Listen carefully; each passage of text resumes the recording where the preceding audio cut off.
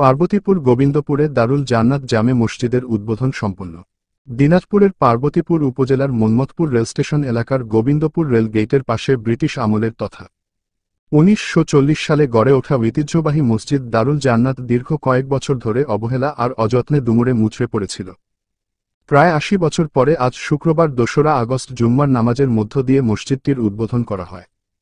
যাদের সহযোগিতা ও প্রচেষ্টায় মসজিদটি নতুন রূপ লাভ করেছেন তারা হলেন মন্মথপুর সেন্ট্রাল কোঅপারেটিভ সোসাইটির সভাপতি হারুন অর রশিদ, ডাক্তার সারোয়ার হোসেন মিন্টু, অবসরপ্রাপ্ত শিক্ষক আবুল হোসাইন মণ্ডল, অবসরপ্রাপ্ত সার্জেন্ট নিয়ামুল হক, তোসাদ্দেক হোসেন মাস্টার, মোস্তাফিজুর রহমান সোহাগ মাস্টার, সোহেল রানাসহ অনেকে। এলাকাবাসীর কাছে পুনর্নির্মাণের পর নতুন রূপ লাভ করে দারুল জান্নাত জামে মসজিদ হিসেবে, পাশাপাশি মসজিদ কেন্দ্রিক হেফজখানা, এতিমখানা এবং লিল্লাহ বোর্ডিং প্রতিষ্ঠা করার প্রয়াস নেওয়া হয়েছে বলে জনশ্রুতি শুরু হয়েছে। এমতাবস্থায় মসজিদসহ প্রস্তাবিত প্রকল্পসমূহ বাস্তবায়নে সকলের কাছে দোয়া এবং সহযোগিতা কামনা করেছেন সংশ্লিষ্ট ব্যক্তিবর্গসহ এলাকার ধর্মপ্রাণ মুসল্লিগণ।